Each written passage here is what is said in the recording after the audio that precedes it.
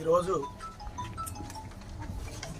ఆదోని నియోజకవర్గ Telugu Desam party incharge Meenakshi Naidu అన్న గారి ఆధ్వర్యంలో ఇక్కడ పింఛన్ల పంపిణీ కార్యక్రమం. ఇచ్చిన మాట తప్పకుండా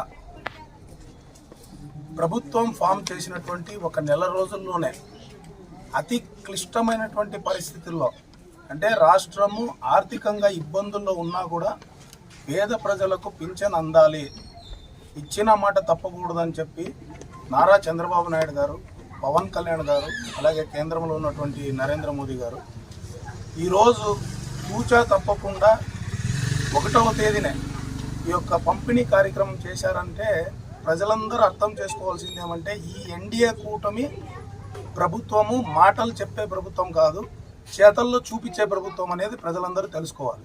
ఇంకోటి ఏంటంటే ఒకవైపు అమరావతి రాజధాని నిర్మాణం, ఒకవైపు మెగా డిఎస్సి 16,000 పైగా ఉద్యోగాల భర్తీ, ఉపాధి కల్పన, ఇట్లా అన్ని రంగాల వైపు దృష్టి పెట్టి చేసేటువంటి నాయకుడు నారా చంద్రబాబు నాయుడు గారు.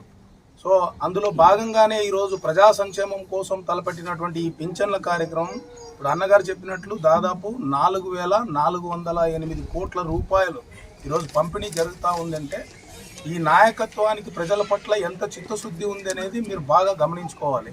అందుకే పంతాలకు పోయి పట్టింపులకు పోయే ప్రభుత్వం ఎన్డీఏ ప్రభుత్వం కాదు, కేవలం ప్రజల సంక్షేమం కోసం పాటుపడే ప్రభుత్వమే ఎన్డీఏ ప్రభుత్వం అనే విషయాన్ని మీకు అందరికీ తెలియజేస్తున్నాను. అలాగే అవ్వాతాతలకు కావచ్చు, అక్క చెల్లెమ్మలకు కావచ్చు, మీరు మరొకసారి ఆలోచించుకోవాలి. ఎందుకంటే ఎవరో వస్తుంటారు, ఎన్నో మాటలు చెప్తూ ఉంటారు.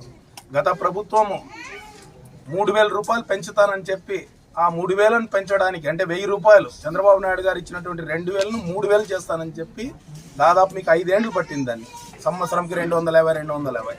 కానీ చంద్రబాబు నాయుడు గారు ఏం చేశారు? ఇప్పుడు ఒకేసారి మీకు 4,000 ఇచ్చేశారా? ఇట్లాంటివన్నీ మీరు గుర్తు పెట్టుకోవాలి. అందుకే మీకు ఏ కష్టం వచ్చినా కూడా ఎన్డీఏ ప్రభుత్వం మీకోసం ఉంటుంది. అలాగే ఈరోజు ఇక్కడ మీనాక్షి నాయుడు అన్న గారి ఆధ్వర్యంలో ఈ యొక్క పింఛన్ పంపిణీ కార్యక్రమం జరిగింది.